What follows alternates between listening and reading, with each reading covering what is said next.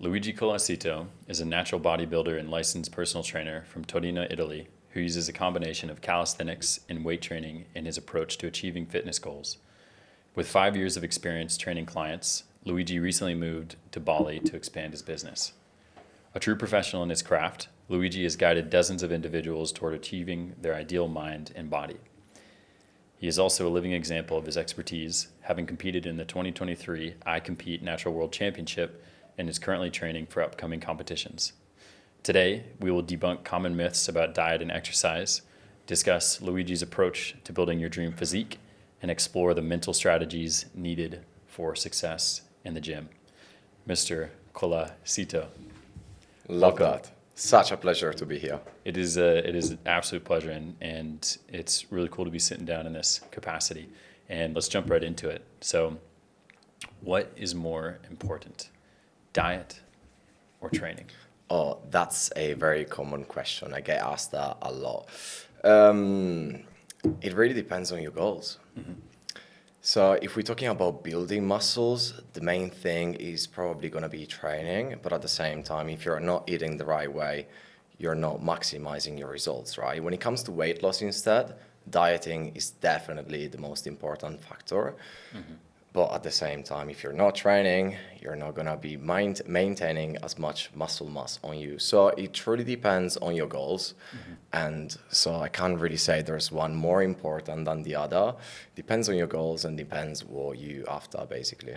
What's the most common request that you get from clients when they're saying, hey, I want to be X? What is it they want? They all want to get a six-pack and be 5 kilos heavier. All of you guys. Crazy. Which is what I told you when you... Exactly right, yeah. I get that pretty much every day. Everybody comes to me and they're like, okay, I want to drop my body fat percentage, but at the same time, I want to be putting some muscles on, which is quite funny because the more advanced you are, you can't really get to do those two things at the same time. You either go for a bulk where you focus and maximize muscle growth, or you go for a cut where you decrease your body fat percentage. So you can do both at the same time if you go through a body recomposition process or journey, but it depends on how advanced you are and how your experience with training is like. So yeah, definitely that one. They all want to have a nice shredded six-pack, basically. Yeah, and I'm definitely guilty as charged with that one. You are. So let's say that someone is just getting into fitness and they've been maybe a casual goer at the gym. Would you recommend, when they request, hey, I want to get a six-pack, I want to look like Brad Pitt and Fight Club, that whole ordeal, what would be a diet that you would necessarily recommend? Well, I guess say they're not heavy, but they're not light. What would you recommend for a protocol for them? The main thing that people need to understand is not just a single approach that you take and then you get your results. It's more about understanding the dynamics behind it. What I usually suggest everybody is to track their calorie intake. Track your calorie intake, get to understand how the calories coming in work and what's in the food you're actually eating, like the macros and everything. Once you understand that, you're going to have an incredible skill. You're going to have the skill of basically being able to modify your body composition anywhere, anytime, which is great. So that's something that everybody should actually master, learning how to track your calories and then play around with them in the long run. Is there a tool that you suggest for tracking calories? Oh, there's many different apps that you can use. There's Chronometer. MyFitnessPal is probably the most famous. There's Macros. I personally like to use Macros. Chronometer is probably the most precise, but these three are my best, my top apps. It sounds like, so Chronometer, MyFitnessPal, and then what was the last one? Chronometer, MyFitnessPal, and Macros. Macros, okay. Macros is the name of an app? Yeah. Okay, cool. Yeah, it is. But it sounds like there's so many of them out there that it's if whatever sticks, whatever works, stick with it. Yeah, absolutely. Yeah. It's literally just about understanding the calories coming in and calories going out. Mm-hmm. Once you understand that, it's pretty easy to manipulate your body composition just by decreasing your calorie intake or eventually if you're bulking up, increasing it. Obviously, what you do on the gym floor needs to be right. You need to be hitting the right exercises at the right tempo, with the right technique, in the right order. But being able to manage your own diet is such an incredible skill that everybody should know. Yeah, and I remember we were talking off camera a couple of days ago where you really focus on, hey, it is just the calories that you consume. It's not necessarily the food that you consume. And I remember you were talking about a challenge that you might do where you would eat a pizza every day for 30 days and you would... And still put muscles on. Absolutely, absolutely. Yeah. So there is two things when it comes to diet. The number one thing is the calorie density of what you eat. So how many calories you actually intaking, and the quality of those calories. Where are these calories coming from? Is it sugars? Is it processed food? Is it junk food? Where's that coming from? Yeah. So it's basically those two things that you need to learn about. Are there any foods that you should absolutely avoid? I know that it's calories in, calories out. So you could eat a Big Mac every day, but do you suggest avoiding like processed foods? Or I'm a big believer that you can still incorporate some junk food in your diet every now and then. You can still go to Macca's and have a couple of burgers once a week. That's absolutely fine. We all want to have a good time with friends and enjoy a cheat meal, right? So you don't have to go for extremes. You either eat everything right or everything bad. You can still have a couple of bad meals here and there, and stick to a good diet. You can easily incorporate, like, let's say you're gonna go for a cheat meal on Sunday. What we're gonna do, so you try to estimate how many calories are gonna come in from that cheat meal. Let's say 1,500 calories are gonna come in. At the end of the day, you need to be eating 2,000 calories. So you make sure throughout the day you only eating 500, and then you have that cheat meal, you make up your 2,000 calories daily. That's it. That's all we got that day.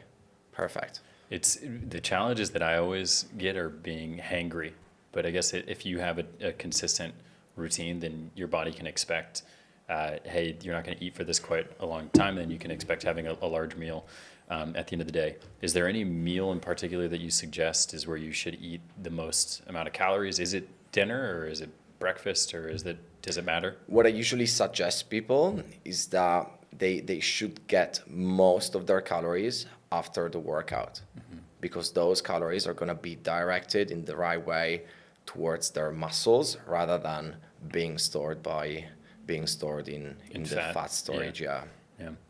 I think another question a lot of folks have is, can you maintain your dream physique while you party, while you drink once a week? Is that doable? I've done it for a long time. I feel like not anymore, but I used to be a party guy. And back in the days, from when I was 20 to 25, I truly thought I could party, have a couple of drinks in the weekend, train, feel good, and look good. And yes, you can, especially if you have good genetics where you easily put on some muscles. You definitely can have a couple of drinks in the weekend and improve. But not everybody is genetically gifted. Some people really, really struggle to put muscles on. And in those cases, you gotta try everything possible in order to put the muscles on. You gotta do everything perfect as you can. And that's how it is. If you're gifted and you don't feel too much the side effects from drinking alcohol once a week, you definitely can. But for sure, your results at the end of the week are not going to be as good as if you were not drinking anything. Yeah. So, and I imagine a lot of it comes the next day, as well as the hangover is what maybe motivation keeps you out of the gym, and so that can be just a detriment in itself, is avoiding it. Absolutely. Yeah. Back in the days, I was not feeling much hangover. That's why I was going out a lot, having a couple of drinks, and then I was waking up the following day kind of fine, and I would go do my workout. Now, in the past few months, I've been having no drinks at all, no alcohol, not even a single drop of alcohol. I've been feeling so good. And let me tell you, it's really easy to go out there to a party, to a bar without drinking anything and having a great time. It's all in your head. Yeah. It's all about your mindset. So it's really easy to do.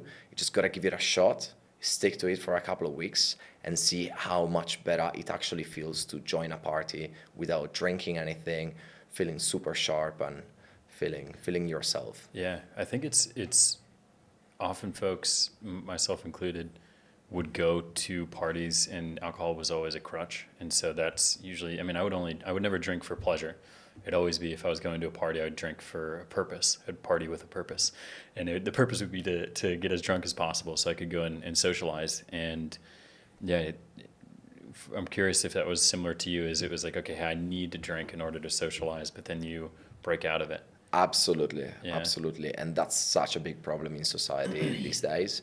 Everybody needs to go out and drink as much as possible in order Yeah. to talk to girls, in order to meet new people. It doesn't really work that way. And let me tell you, girls don't like wasted men. So it's not the actual way of doing things. And there's one thing that I really like about Bali, that a lot of people understood that. And there's not that many big drinkers here in Bali. There's people having a drink here and there, but most people are actually trying to avoid drinking as much as possible, which is something I really love, and that's something I'm really into. And this is my message to the world. You don't actually need to be drinking alcohol in order to approach people, feel good, and have a good time whilst on a party or in a bar or when you're about to meet people.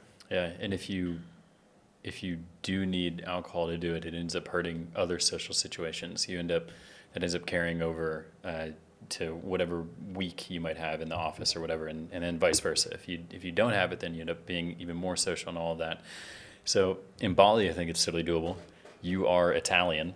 Is it possible to live in Italy and to not drink Aperol Spritz, the wonderful wine that's there?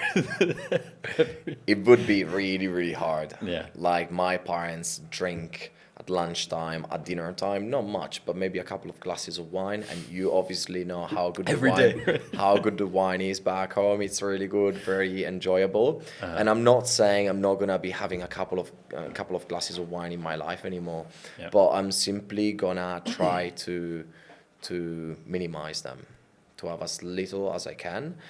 And for a good time, you can have a couple of drinks, but you really need to look after yourself and your diet if you want to get results. Especially as a natural bodybuilder, I've been in the game for a long time. I'm advanced. I've been training really hard for over 7 years now, and for me, it takes such a long time to put some muscles on, and I need to play with a lot of little tiny variables now. The training volume, the dieting, the sleep, the recovery, there's a lot of things that I'm playing around with. And even a couple of glasses of wine can definitely impact that. And that would probably, stop me from making gains for a few weeks. And that would be a big setback, absolutely. There's something very little can impact my training very badly. Yeah, and this is at the highest level, the competing. Yeah. Where it's, Yeah. And so what got you into bodybuilding in the first place? So I've always been into training since I was 20 years old. I started with calisthenics, which personally is I find it such a beautiful discipline. I really love it. And then in the past couple of years, I've always had a very good physique. Everybody was like, "Oh, you're really doing calisthenics or are you doing bodybuilding?" Because I've always been built pretty muscular, pretty big boy. So my body has always responded really well to the training. And then in the last 2 years, I wanted, not really in the last 2 years, I've always wanted to compete in some sort of way. And previously I wanted to compete in calisthenics, but there's not many calisthenics competitions out there. So 2 years ago, when I saw the chance of stepping on stage as a bodybuilder in the men's physique category, I was like, everybody thinks I could do really well. So let me just give it a shot and see if it could be my thing. So I stepped on stage and qualified for the national competition in Australia. And 3 weeks later, I stepped on the national stage and I did really well. I won the title as a national amateur natural bodybuilder, won a pro card. So I'm now recognized as a professional natural bodybuilder, which is great. Actually feels great. A lot of years of training, and I'm actually a professional athlete now, which is awesome. That's really, yeah. Did you ever expect, so this is your first competition that you ever did. Did you ever Never, expect it would be never, that? Never. That was not the aim. Wow. I'm a very ambitious guy, and I was getting closer and closer to the competition. I was like, okay, I gotta qualify, I gotta win the national, I gotta get my pro card. As I was getting closer, that was becoming more and more my goal. That was becoming more of my vision. But like months before that, I wasn't planning on becoming a national champion or winning a pro card or becoming a pro natural bodybuilder. That was not the goal. I was simply putting a lot of work in because, you know, I'm a trainer. I got to give a good example to my clients. I really love what I do. I really love building my physique as much as I can. So I was simply just putting a lot of work in. I was working out over 15 hours a week because I was combining my calisthenics training together with my bodybuilding. So it was a lot of work, mobility, handstands, weight training, all of that. So I was simply training really hard, but no, I was not planning on becoming who I became. Yeah. And how much you said in this is that your vision shifted as you started to go, but initially your vision was that I want to qualify. Yeah. How much does vision and the mental game come into play when it comes to building your physique? Huge. Most people don't achieve the physique they want because they never aim for it. They think of it like something so far from them that they will never get. Therefore, they never get it. So it's literally something that you have to think about, like something very achievable. Like if you keep putting the work in for, you know, a few months, you will get closer and closer. So vision is the main thing when it comes to body transformation. If you don't think it's doable, it will never happen. But if you think that by putting the work in and following the right diet and having the right coach, you can get closer and closer, eventually you'll get there.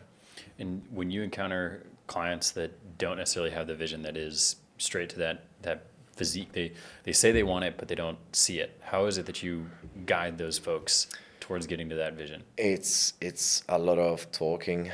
It becomes more of a mental game rather than, you know, lifting heavy weights in the gym. It's more about showing them what I see for them that could eventually impact their whole life. I'm trying to drive them through this journey where they get to see that goal closer and closer as we go. But not everybody has it. And it's not just in fitness, it's in business, relationships, in many different aspects of our lives. Some people don't see it. Mm-hmm. Some people are not visionary. Yeah, it's challenging. I remember so we've gone through 2 sessions together, mm-hmm. and the first session, both of them have been fantastic. And the first one that we did for mindset was slowing the workout down. So every exercise that I used to do, it was not that I did it fast, but I was pushing to kind of get it done. And then the way how you walked me through it, we were focusing on lateral movements, was really shifting the body and isolating the muscle in an incredible way, and then focusing on breath. So breathing in and then doing the exercise, the compound movement, and then releasing it, and then exhaling and then breathing in again. I think that alone was such an incredible technique trick that was beneficial for me. And I'm curious as how many folks, I guess, because that's a basic, it's a starting block, right? How many folks are also missing that starting block when they're in training? That's the main mistake that people make in the gym. They go way too quick and they simply try to get it done. They have a rep range that they need to reach and they get it done. That's completely wrong. You want to slow down the movement, get the muscle to lengthen and feel the lengthening phase as much as you can to then contract and embrace the pain. It's more about getting closer and closer to failure rather than reaching a certain rep. It's not about doing 12 reps. You want to get 1 rep away from failure. There's a big difference. So that's the main takeaway that I hope you actually got from our session. It's not a number game, it's a effort game. The more you're able to reach failure, the more you can get closer to failure, the better results you will get. Also because failure is not something that you reach straight away after a week of training. It's something that you will eventually reach after a couple of years of training if you train for it. So yeah, it's not a numbers game, it's a effort game, literally. So you always want to push for failure when you're going in. You want to push close to it. You want to push close to it in order to create enough adaptation. Otherwise, your body wouldn't have a reason to adapt, right? It wouldn't grow. The muscles would stay the same. Absolutely. Another thing within those 2 sessions is I would go off of a number. but every time that we would do this, he'd say, hey, let's go for 8. And then I'd show that I had more in the tank and we'd go for more. And then at the end, you'd say, all right, now just do half reps, go until you can't. And I think that was a really, really good thing as well, as showing that even half reps are you progressing towards that level of failure, still keeping form and everything, but not leaving anything in the tank and going as close to failure as possible. Absolutely. Yeah. You gotta stay on the set and you gotta try to feel pain in some ways and embrace it. You don't wanna feel pain and escape for it. You do wanna kind of go through it in a nice way. And as you get to do your partials, you just feel your muscle more and more pumped. And you did it well, actually. You did it well. You did it well. Well, I have a good trainer. No, it's really good. I think it's a fantastic thing to implement. And now I think for me, so I've always cared about fitness, but not enough to really build the physique that I want, which is why I'm happy we're working together. And the biggest insight from that is definitely I never really knew what failure or close to failure was. So that was very, very good for me to understand. Yeah. No one gets to that unless they have someone pushing them to that limit. Yeah. It's not something that we design for. It's something that you eventually get to if you have someone next to you telling you you have to do it. Mm-hmm. And you're not going to stop because there's literally someone next to you telling you, go on, finish it, stay on the set. Yeah. And you keep on going until you experience a new level of pain, which over time gets easier and easier to embrace. So yeah, absolutely. Having someone next to you telling you how to do it is definitely a game changer.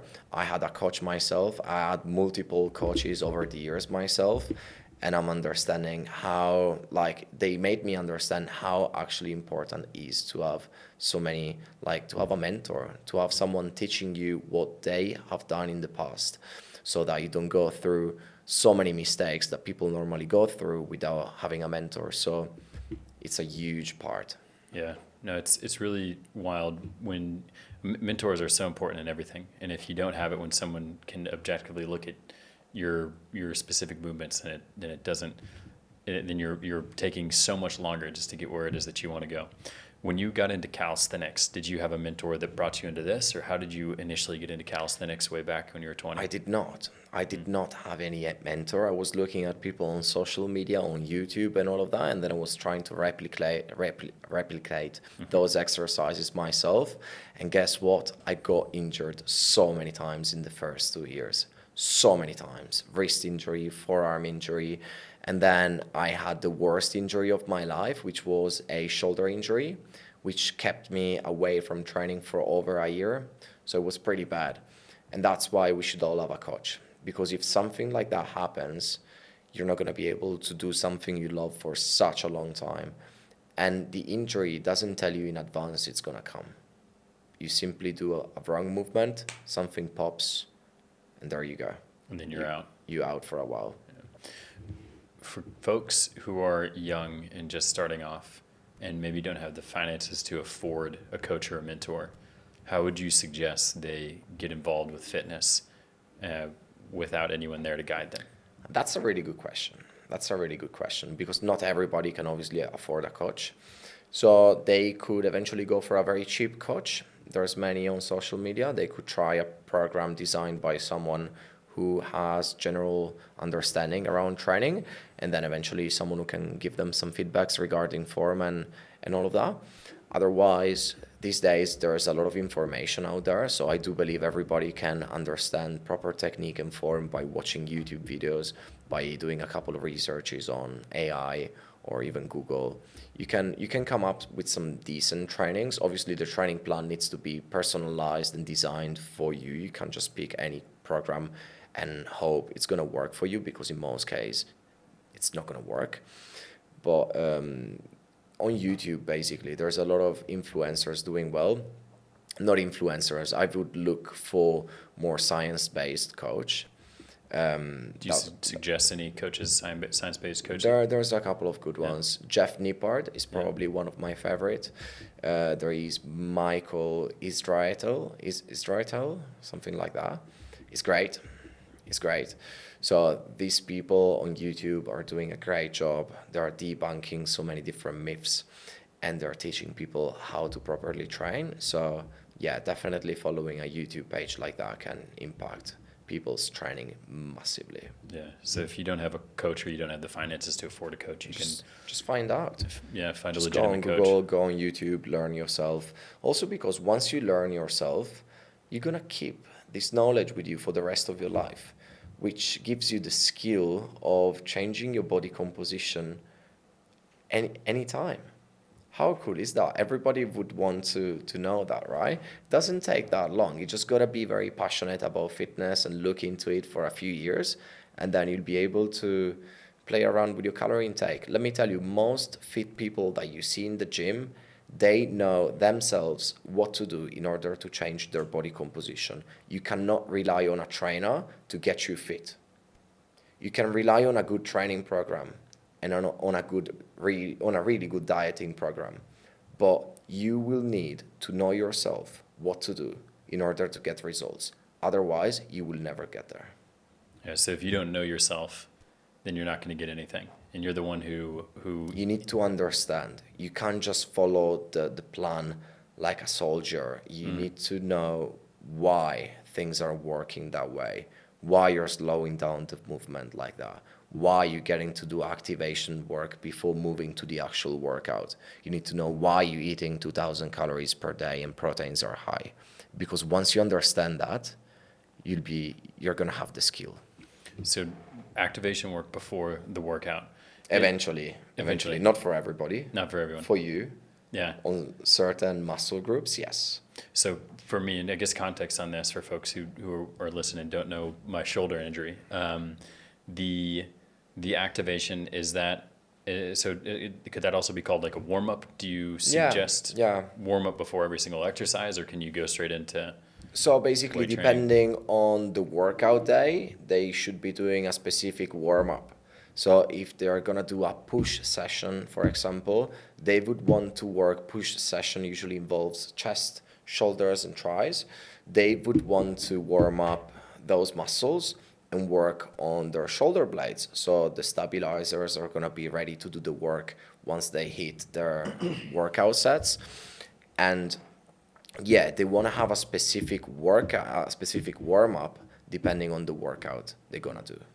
So it cannot just be generic. They cannot just do the same thing every time. It needs to be specific to the workout you're gonna do. Yeah, same thing with isolating the muscles. It's not a general arm warm up. You're gonna focus on. No, only some people, depending on their needs. Yeah, wonderful. So there is tons of hype around hybrid training. Oh, it's huge. What is hybrid training, and is this something you would suggest to your clients?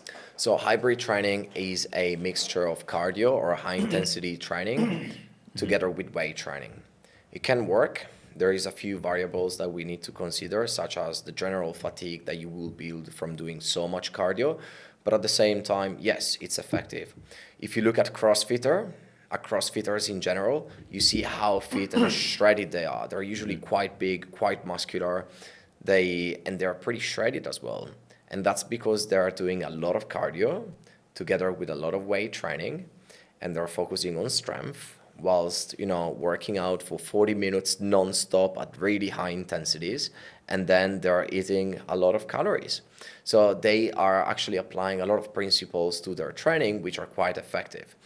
At the same time, we shouldn't make it such a hype only because there's a few influencers out there promoting it. It can be good if applied in the right way.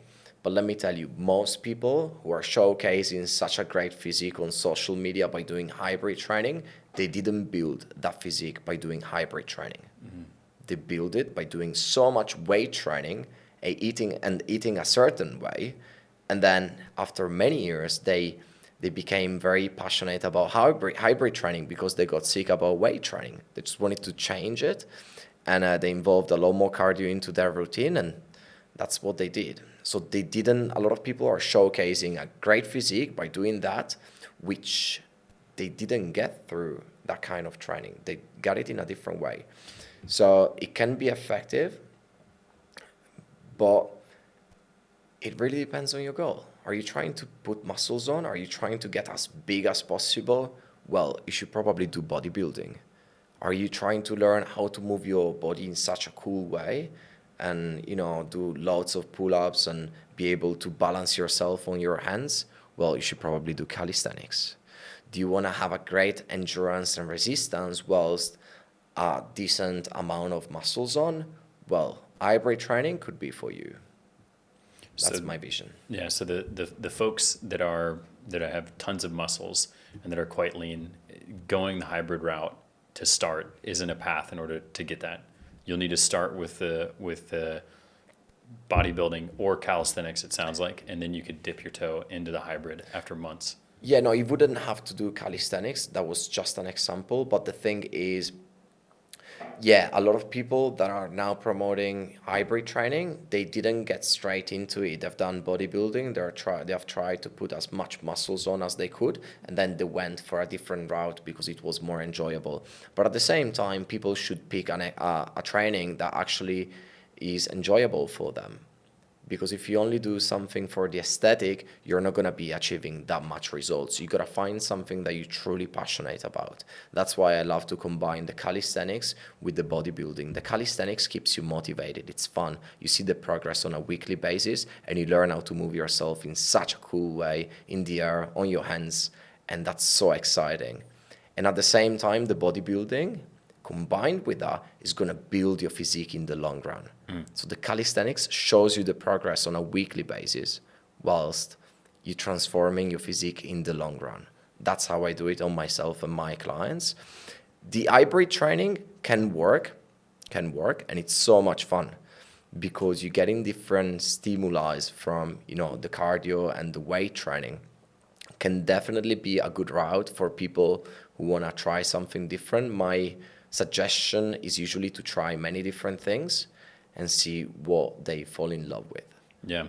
How much does burnout play a role in not achieving your physique and not falling in love with bodybuilding or something like that? Is that pretty common you see with your clients?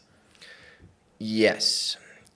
So if you're only going for the aesthetic, you might be very disappointed after a while because it takes a long time. Naturally, it takes so many years to actually put some muscles on. So it might be frustrating, stressing, disappointing. You might go through different phases where you're like, I might just give up. That's why people shift to a different sort of training. So bodybuilding is more for people who want to be competing as well, because it becomes a lifestyle. It's not easy to track your calories every single day. It's not easy to stay on such a strict diet. It's not easy to bring your body fat percentage below 7%. There's a lot of things that are really tough as a bodybuilder. So I definitely suggest it to someone who says, well, I want to put on a few kilos of muscles in the next year and a half. Well, do bodybuilding, focus on that, change your lifestyle. Then that muscles that you're going to build in a year and a half are going to stay with you forever if you stick to a good diet. So it sounds like if once you achieve it, you can maintain it quite easily. Absolutely. Absolutely. The hard part is to achieve it. Maintaining it, it's doable. It's easier. Still challenging, but it's harder than the route to get there. Yeah, you can, like, by training twice a week and doing weight training and hitting your calorie goal, you can easily maintain that physique that you build over, for the rest of your life, basically. Wow, that's incredible. So in order to get there, you got to put in years, months in order to get there. But once you're there, then you can maintain it quite easily. Everybody responds differently, but I do believe it's worth the hustle for a year and a half, where you try to put on as much muscles as you can, and then eventually you switch to a different kind of training, which motivates you more, which you like better, which keeps you more accountable, motivated, passionate, whatever. That's incredible. That's a small sacrifice when you think about it for an incredible long-term gain. But most folks, a year is still a huge commitment, especially when it is you're having to push yourself beyond the mental barriers that you have that are whatever reason why you aren't able to show up in the gym every single day or stay committed to a diet. But it seems well worth it, but still a challenge in itself. You mentioned that I heard you say that building the body naturally takes a long time. So I'm not very deep in the bodybuilding world, but there is more and more, I guess, common usage of steroids, at least that is being shared outside of the bodybuilding world from my perception, where steroid use is just more commonplace. I'm curious your perspective on steroids, and if you could steel man the reasons why you should take steroids, and then share the cons on why you should not take steroids. Yeah, it's becoming more and more common these days, which is quite sad because obviously with social media you see so many big dudes out there and you just want to look as good as you can. The sad thing is that so many people get on gear without having a good and solid training background, and they get on gear for no reason, for no apparent reason. Just because they want a just shortcut. Because they want to look good. Yeah. They want to have a shortcut. They want to look good. They haven't even put in a couple of years of work, and they already looking for a shortcut, even though they're not planning on competing or anything like that. So, in my opinion, PEDs or steroids and all of that can only be a way to enhance your physique and performance if you're planning on competing at the highest levels. And even though you're planning on doing that, you shouldn't start with the gear. You should naturally compete and see where your potential is. And once you win and see how much potential you have as a natural bodybuilder, and you see that you could actually go far in that journey, eventually you go to the dark side and enhance your results in order to get to the Mr. Olympia or wherever you want to be. But in all other cases, it would be just something you shouldn't go through. So many downsides, so many side effects, and it's really not needed. We setting the standards way too high these days because of social media, and we are setting non-realistic expectations on people, which is quite sad because then a lot of people want to hop on gear and see what they can reach. Even though I've seen a lot of people taking gear, not looking that good, not moving that well, not even following a diet. Like people on gear, not even on a diet. Why are you even doing that? You're not maximizing anything, you're not moving well, and you're simply just doing something bad to your body. So that's the sad part about it, and that's the only case I would understand taking gear. Is to take a shortcut. No. It would be only if you're planning on competing at the highest levels. Yeah. So only use that once you've already proven yourself as a natural bodybuilder. You've exactly right. You've done that. And so, what are the negative effects of steroids on the body? There's many. Yeah. There's many. What are the most common negative side effects, you would say? Well, a lot of people died on gear. And once you get to inject testosterone, for example, your body is going to stop producing it. And testosterone for us males is the hormone that makes us males, keeps our libido high, keeps us, masculine. Once you don't have good testosterone levels, you're just going to feel a complete waste. You're going to feel bad. It doesn't feel good. It naturally drops after 30, 35 years old, but not as much. If you do a cycle, your testosterone levels drop drastically straight after. Wow. In most cases, well, obviously you're doing a post-cycle therapy, which brings your testosterone levels back up, but the more you inject it, the less your body is going to produce it naturally. So there's lots of other side effects, like acne.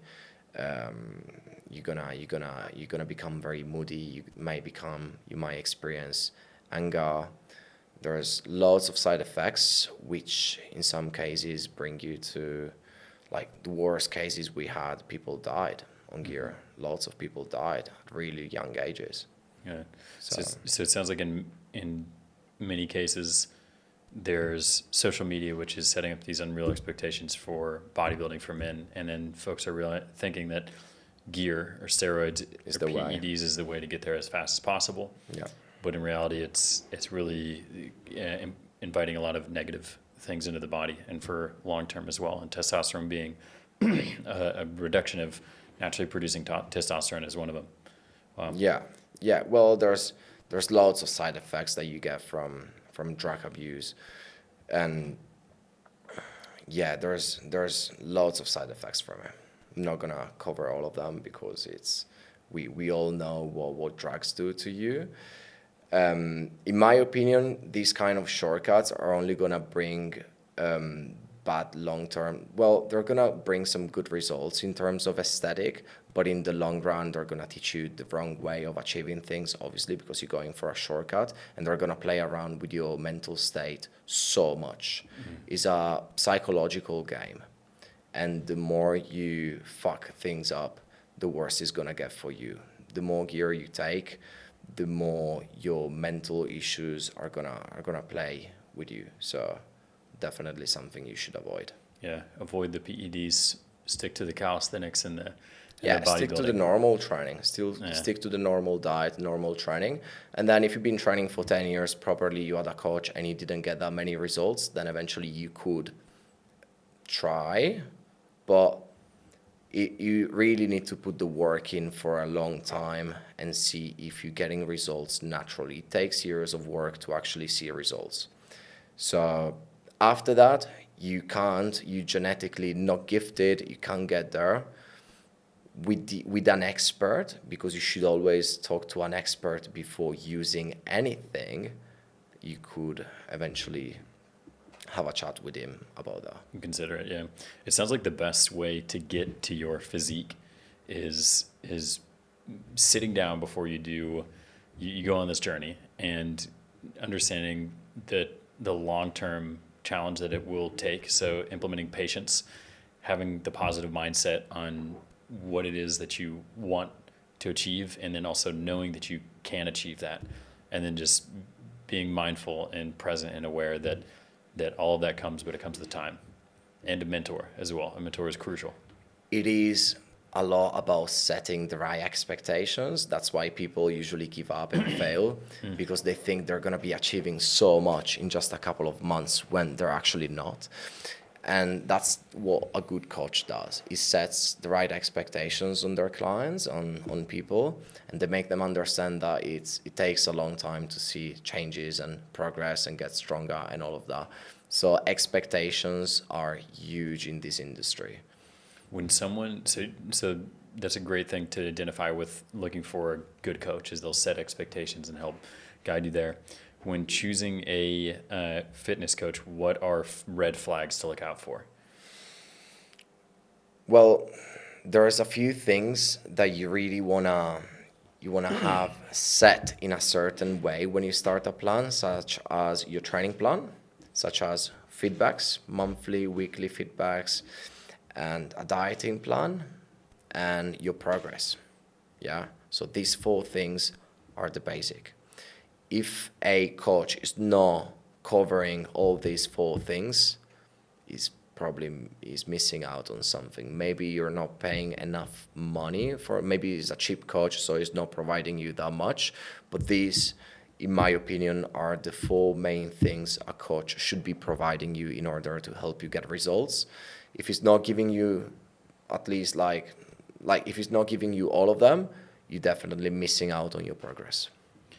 Do you think that coaches who don't have a physique that is an example to their clients are good coaches? There can be. From experience, I can tell that the coaches with a better physique usually know more, because they've been putting more years of work in. They learned how to work on very high efforts. They have stick to the plan more precisely than others, and that's why they got a better physique. In most cases, it actually works like that. But at the same time, it doesn't mean that if you have a really good physique, you're also a great coach. Because you could be missing some of those other 4 components that you said. Absolutely. Yeah, you might not be doing feedback as much as you should. Exactly. Yeah. Not everybody with a good physique knows exactly what he's doing. Some people are just a little bit more genetically gifted. So not all fit coaches know what they're doing. Mm-hmm. But at the same time, a coach which is not looking as muscular, as big, doesn't mean he's not a good coach. He probably knows what he's doing. He's probably going to care about you a lot more than other people. So it truly depends. There's a checklist, like these 4 things are definitely part of the checklist that you should tick for every time you're talking to a coach for hiring him. And so when you go to talk to a coach and assess if they should be the one to take you on this fitness journey, can you repeat those 4 things that So you want to make sure that the coach is actually talking about training plan. So you want to make sure he's going to provide you a training plan. You want to make sure he's going to give you some weekly or monthly feedbacks. So you want to make sure every now and then you're going to sit down and he's going to give you some feedbacks on how the program is going. You want to make sure he's giving you some nutritional guidelines, such as, maybe he's going to give you your calories, he's going to give you your macros, he's going to give you an actual dieting plan, he's going to give you some general guidelines, something regarding dieting, just to set your nutritional plan on point. And then you want to make sure he's actually tracking the progress. Is he taking photos of you? Is he taking measurements of you? Is he asking you your body weight every week?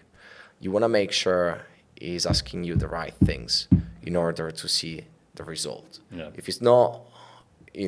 he doesn't care about your progress, you shouldn't hire him as a coach. Mm-hmm. Because it means he's not invested into your transformation. And if you're not into a transformation, in that case, it would be completely fine. But if you're into transforming your physique, you want to make sure he follows up on you as much as possible. Awesome. That is incredible advice. It's true. Yeah. It's true. A good thing you check all 4, so So we were talking about testosterone and the most important hormone for men. It's our masculine drive. And I'm curious if there are any things that you suggest, any supplements or ways of training to boost testosterone.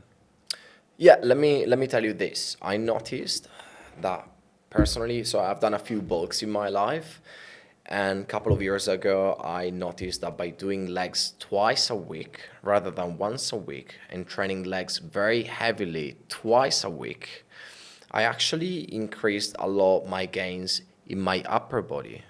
And it would be like, why did you put gains in your upper body by training legs harder twice a week? And the answer is because, in my opinion, by training legs for the first time in my life twice a week that heavy, I naturally boosted my testosterone levels. Why? Because the bigger the muscle group you're training, the better hormonal response you're going to have from your body. So automatically, the more you kind of boosting your testosterone levels. And that's what I think I did naturally. Since then, I kept my leg training heavy twice a week. And I've been growing quite consistently despite my training experience. Obviously, the more advanced you are, the more you struggle to grow muscles. But I gotta say, this approach definitely helped me massively over the past 3 years. So that's definitely something that people should look into. Rather than taking supplements to boost testosterone or taking PEDs and all of that, they should actually learn how to train harder. It's true. People don't know how to train hard, and they're not even following. Most people are looking for a shortcut again. They're looking to boost their testosterone level, but they're not following a training plan. Like, there's something missing here. So that's something that personally I think it helped me. I didn't test my testosterone levels at the time. I wasn't doing blood work, so I can't tell you this precisely, but I'm pretty sure it did. And then you're saying that aesthetically it looked different. Is it as soon as you started training legs? So most people fucking hate doing leg day. Just about everyone, 99%. Just get to love it. So you find to love it. What led you to start doing leg day twice a week? Is that just you wanted to experiment with it, or what was the goal with that? I just wanted to grow my legs. Just wanted to grow my legs, and I was training 6 times a week. Once you get to train 6 times a week, you can't do 5 upper body training and 1 leg. You gotta train legs twice. You gotta be a man and train leg twice, even though it doesn't feel good. You have to do it. Yeah, that's what I did, and since then I never went back. Awesome. So, in order to boost testosterone naturally, eating well, okay. Avoiding ultra processed food, eating well, keeping your body fat percentage between 50 for a man between 10 to 20% is pretty ideal for testosterone. Once you drop your body fat percentage towards like below natural levels, which in my case would be below 7%, testosterone goes down. When I was competing, that it brought my body fat percentage below 8-7%, my libido and testosterone went down because it is an unnatural state for the body.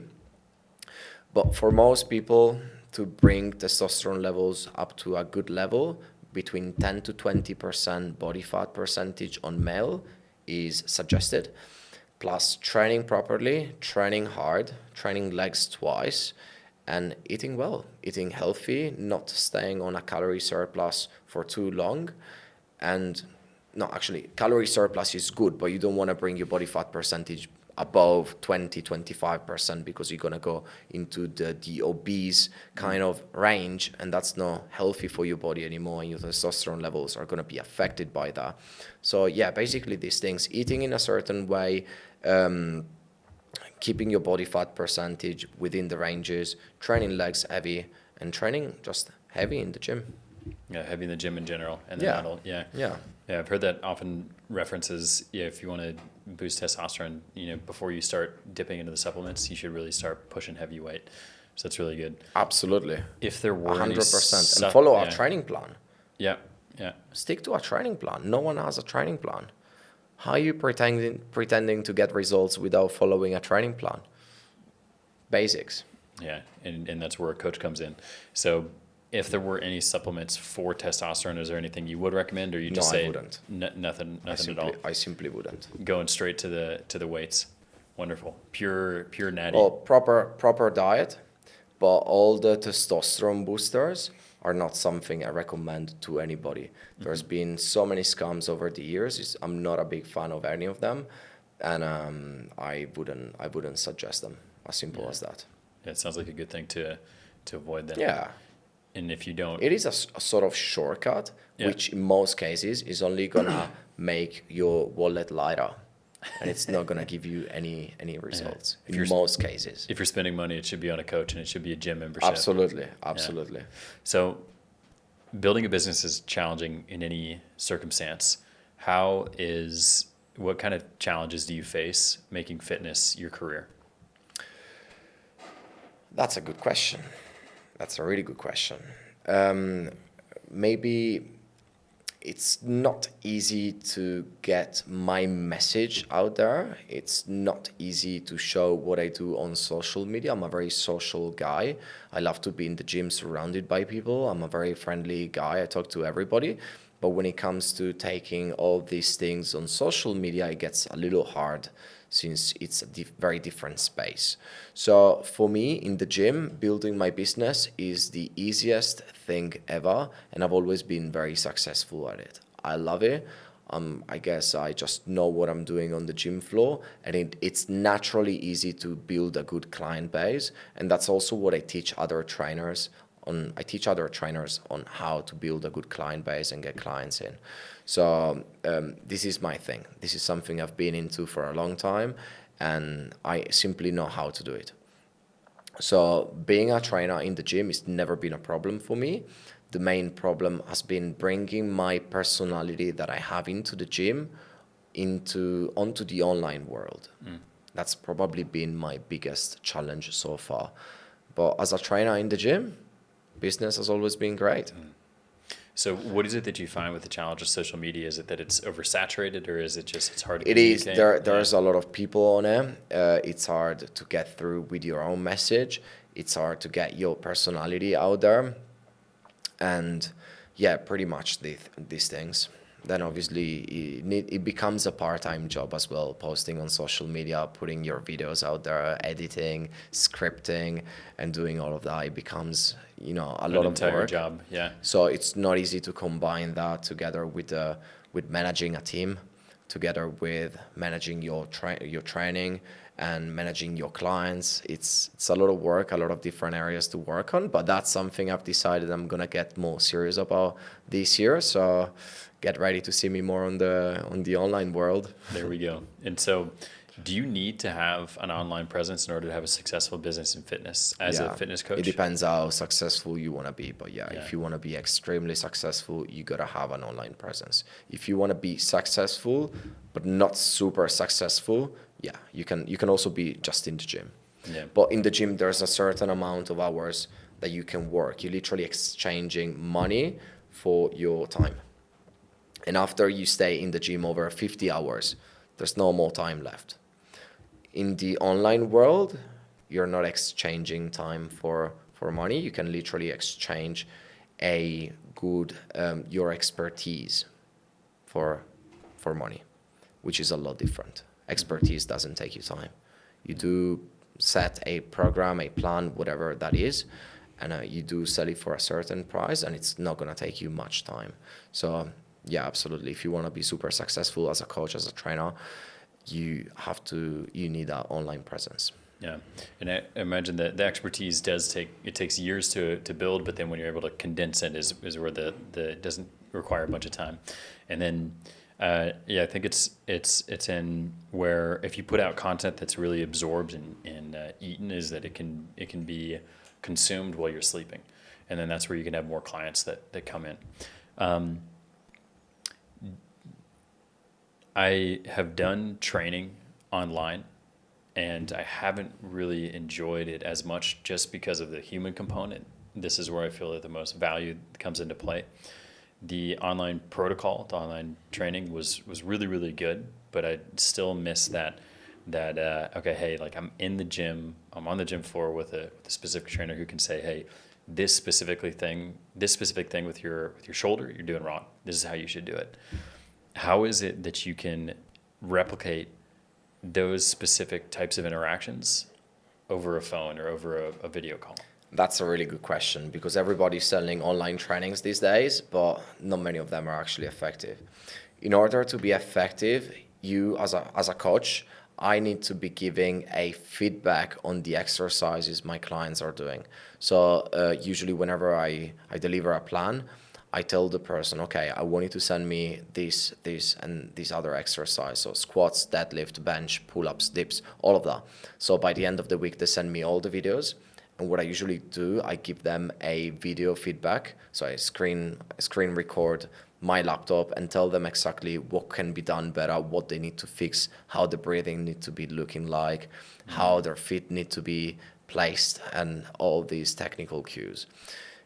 And it's obviously not like having someone there next to you, pushing you that extra mile, but giving a video feedback to people, to my clients, played a massive role in my online business. Absolutely. It does such a difference. Some people pick up the cues a little bit quicker than others. And so far it's been effective. Yeah, no, it sounds like it still is doable, and having the feedback the way that you do it is recording and then showing them live on the video they send you. And then I imagine also a benefit of retaining the same coach is that's a person who knows you quite well. You know, if I go away, now you know exactly my the areas that I need to improve from a strength point, and then this specific nutritional program that you set in place for myself. And then losing that is probably one of the things that, or at least for myself, losing that would be a reason to continue this from an online presence as well. Interesting. So, I think it's a great way to retain folks. And Absolutely. a nice way of replicating that. Cool. So a couple questions on diet. What, in your opinion, is the best diet for longevity? Is it pizza, wine, and well, pizza, I'm Italian, so and pasta? Pasta, pizza, and wine, right? Yeah. I mean, it's crazy, man, because you have these blue zones everywhere, and like I think one of them is in Sardinia. I think, and the blue zone is. We have one blue zone in Sardinia. Yeah, and there's folks who live above 100, or the average age is crazy. They eating a lot of natural food. Yeah. They walking a lot. They have a community, and they never stop working. Yeah, it's crazy. These are the things that keep them going. That's it. And it's crazy. Yeah, they have a beautiful community that they can share things with. They can chat with everybody in their community, village, whatever. they're eating really well and they never stop doing physical activity because these villages where they live they're very steep, so they keep on walking upwards and downwards all the time. They put their steps in, let's say. There we go. It keeps them healthy, it keeps them going. So that's crazy. So in my opinion, a diet needs to be balanced. That's what I usually suggest my clients. So whenever I'm making up a meal for my client, I don't like extremes. I don't like cutting carbs completely from the diet, which is becoming a very big thing these days. People just love to cut carbs out of their diets because they're trying to lose fat and shred down. It's not the way I do it. I don't think it's healthy. I don't think it should be done unless you have an expert or a nutritionist next to you telling you to do it. It's not something that you can just jump on, hop on without any actual reason. What I love giving my clients is a very balanced diet. And then we play around with calories and macronutrients. So pretty much all their meals have a protein source, a carb source, a fat source, and some fiber or fruits. That's how we do it. Each meal has that. Absolutely. Pretty much all of them. Pretty much all of them. And what is the difference between macro and micronutrients? Same thing. It's literally the same thing. It's the same thing? Yeah. I know sometimes I say macronutrients, sometimes I say macros. Same. It's the same thing. It's just the shortened version of it. Okay, macros, cool. Cool. That's a personal question. Yeah. I keep hearing that, I'm like, sorry, I didn't teach you that yet. No, it's really interesting how longevity is. It's diet. It sounds like it's a really important thing, but then at the same time it's not just eating well is going to keep you alive for the rest of your life. It's all those other components as well. There's so many different components, and something that I think it's super important is work as well.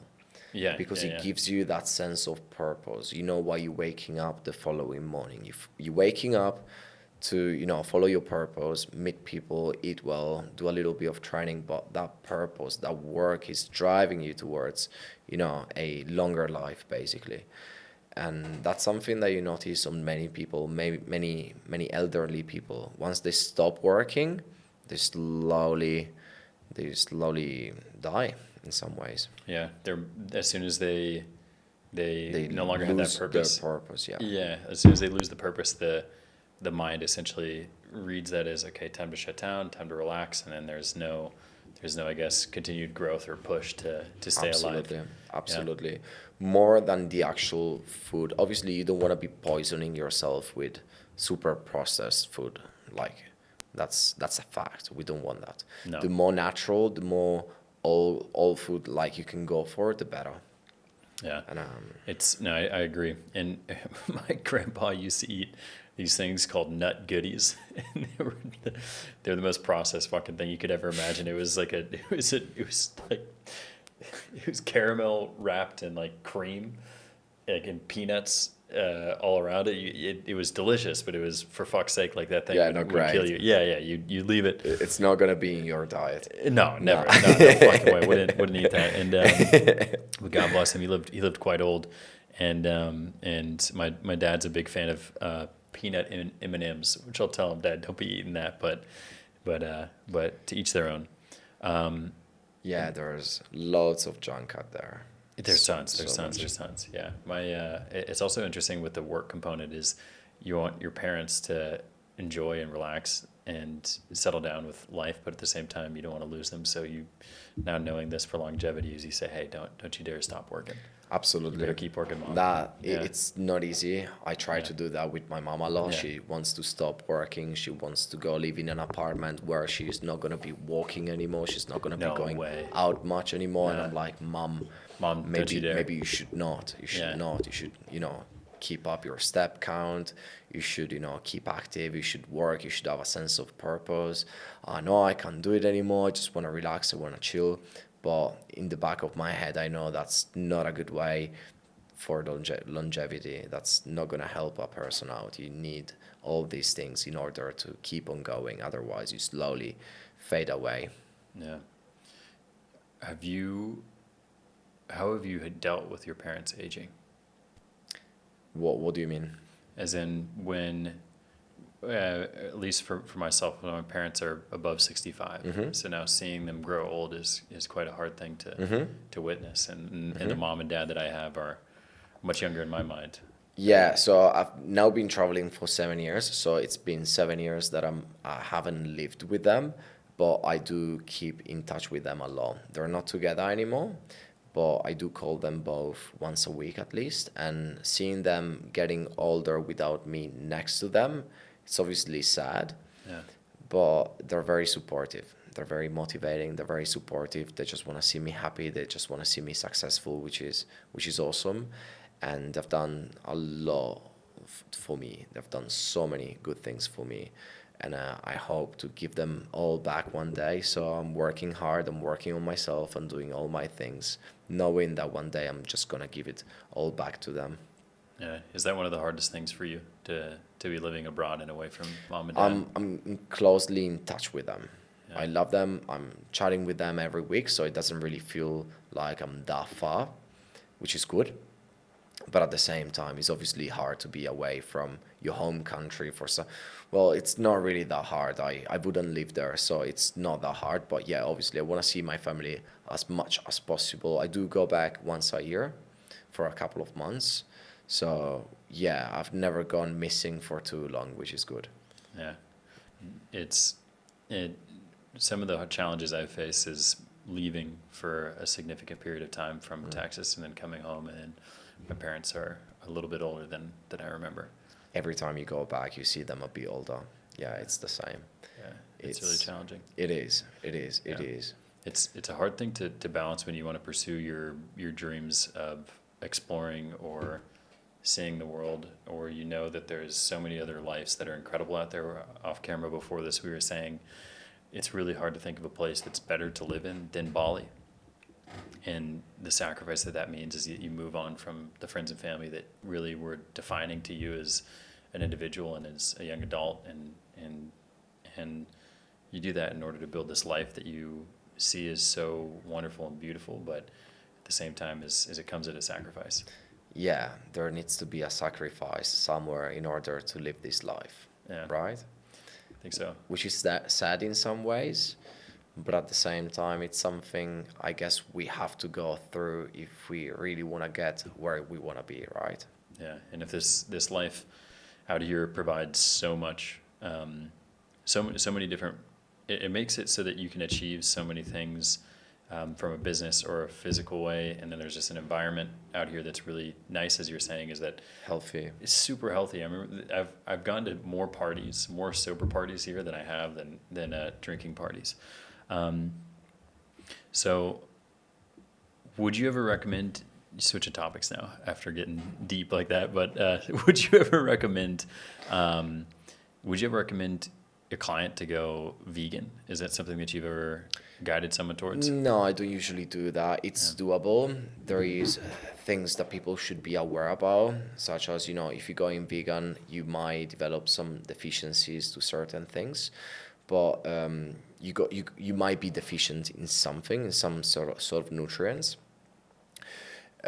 So there might be side effects from going vegan, but at the same time, these days with the knowledge out there and like with all the informations we have, there's possibility for people to go completely vegan and compete at the highest levels in bodybuilding. Years ago, if you were to go vegan, you were gonna be skinny for the rest of your life and you were not gonna build as much. These days, instead, there's so much information and knowledge out there. And you can easily go on a full vegan diet and still achieve great results as long as you know what you're doing. Because if you don't know what is going into your body and what you might become deficient on by going on a full vegan diet, you might have some issues. And that's something I've personally seen on a few people that decided from day to night to go suddenly to go completely vegan. You need to know how it works and what you're going to be eating once you become vegan, and you need to figure out where you're getting your proteins from, carbs from, and fats from a full vegan diet. You can't just be eating veggies all day and expect you're going to be fine. No, you got to have certain you got to have a general knowledge around nutrition. Otherwise, you might incur in issues. Absolutely. Yeah. And do you think that's because you're more prone to eating processed foods in order to hit protein goals? Or is it just... No, it's just a little bit harder. Like in terms of proteins, there's not that many vegan options. There's not that many protein sources when it comes to the vegan world. They don't eat meat, they don't eat fish and all of that. They can't have eggs and all of that. So it's a little bit tougher for them to get their proteins in. However, there's obviously ways, there's lots of new sources coming out every day. There's tempeh, which is awesome. There's seitan. There's lots of things that they can eat. But whenever someone comes to me and he's on a vegetarian or vegan diet, I usually give them to my nutritionist. I do work with a nutritionist in order to deliver the best results to my clients.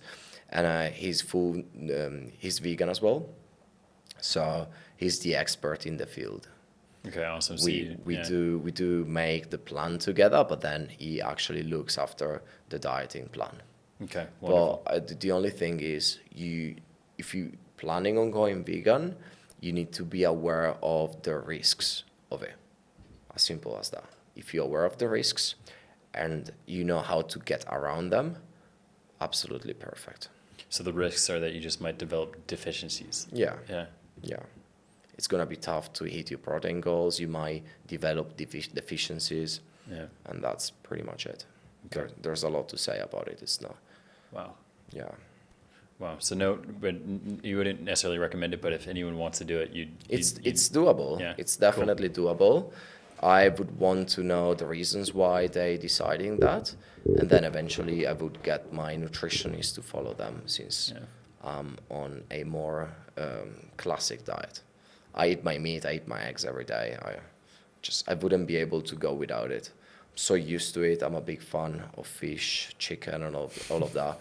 It would be really hard to go completely vegan, even though at the end of the day, it'd be better for the actual world if we were to eat more natural protein sources rather than animals.